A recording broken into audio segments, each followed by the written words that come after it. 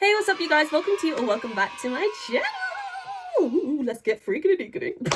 So guys, in this week's video, I'm going to be going over 5 shocking facts in sexual health that I have learned, not just from studying and working in sexual health, but also interesting facts that I've learned along the way through life, I guess. You think you know everything about sexual health? By the end of today's video, you are going to be questioning everything about life at this point. So, be warned, some of these facts are extra shocking. So without further ado, let's get straight into this week's video. 5 shocking facts about sexual health no one's ever told you. Starting off with fact number 1. You can, I repeat, can catch an STI without having penetrative sex. Now, I'm sure I've mentioned this at some point on my channel before, but let's dive into it in a bit more detail, shall we? So yes, that is correct, guys. You can in fact catch an STI without the pee-pee going into the coochie meow meow.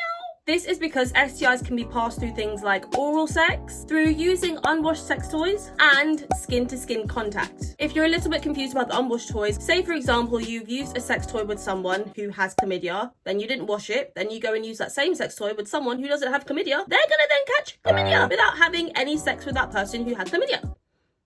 Get it? I hope you do. And for example, when it comes to skin-to-skin contact, HPV, herpes, and syphilis can all be passed to another person just by skin-to-skin contact. HPV through genital warts on the vaginal area or the penis, herpes by skin-to-skin contact with a cold sore or blister outbreak, and syphilis with skin-to-skin contact with someone who has a chancre outbreak on their body. If you don't know what a chancre is, it's basically just an outbreak on the skin caused by syphilis. See? No one is safe from STIs, whether you are having sex or not. Be careful who you touch and be careful who you trust. Moving on to shocking fact number 2. Some people are born without a vagina, cervix, or uterus. So this is from a condition called MRKH. I'm not pronouncing that, so I'm going to put the full enunciation below because I'm not pronouncing that. I'm not about to look like a fool on YouTube. So a lot of you are probably thinking right now, how on earth do you discover something like this? How do you figure this out? How do you find this out? Well, MRKH is usually first discovered when the person's period doesn't start when you usually expect it to. Periods usually start around the age of 12 years old. That's when mine started. So if someone hasn't started their period by the latest 16 to 17 years old, then that could potentially be a sign of MRKH. But it can be caused by other conditions or causes, of course. So another thing you're thinking is, how on earth does this look? How do these vulvas look? Surprise! Completely normal. Completely normal externally. It will just look like your everyday vagina externally. This condition just means that they have no internal reproductive organs. This is just a friendly reminder to always be kind, considerate, and patient with others when you are sexually active. You never know what someone is going through health-wise. Heading on over to fact number 3. You can still get pregnant on your period. It was all a lie. Guys, it was all a lie. She lied.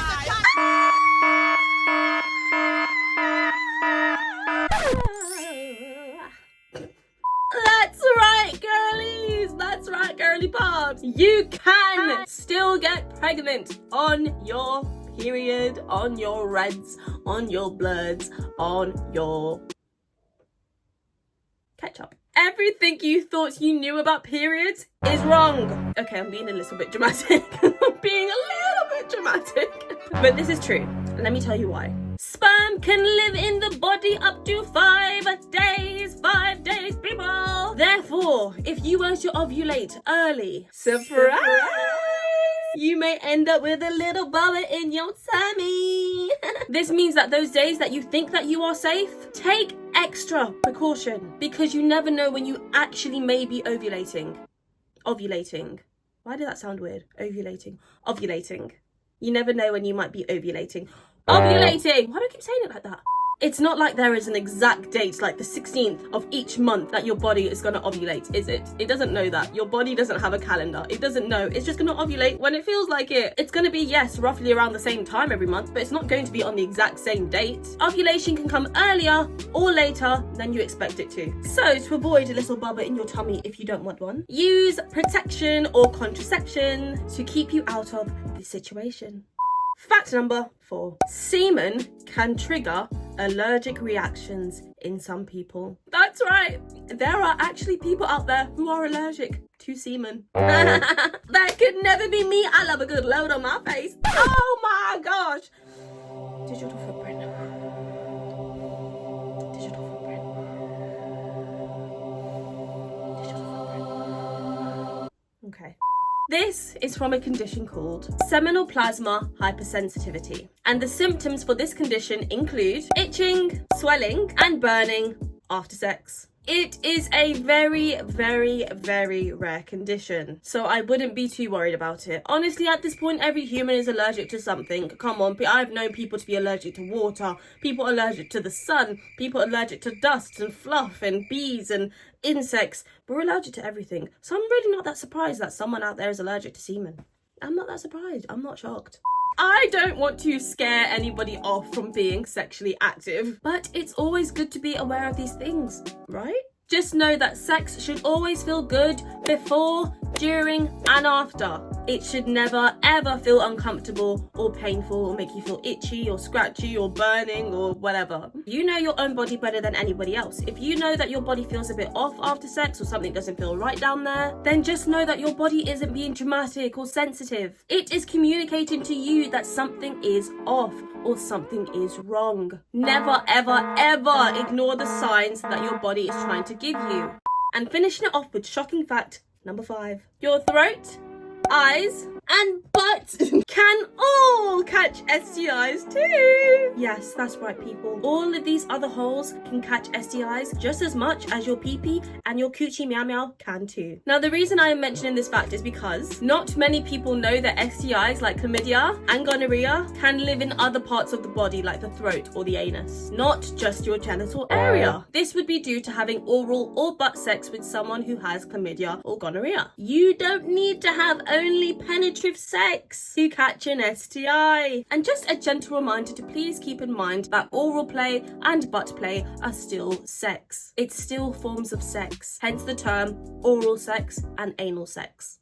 Symptoms may not appear as prominent as symptoms would in the genital area, like discharge and itching. Hence why I believe that so many people assume that you cannot catch STIs in these places of the body. This is why it is so important to make sure that when you're going for your STI checkups, if you are sexually active when it comes to oral and butt sex, you are also getting a throat swab and a rectal swab, along with the urine test or the vaginal test, whatever applies to you. Once again, that's if you have oral sex or butt sex, of course. Let's say, for example, you have oral and vaginal sex, but not butt sex. Then you would get a vaginal swab / urine test, and then a throat test for STIs only. You wouldn't need to worry about the rectal swab because you don't have butt sex.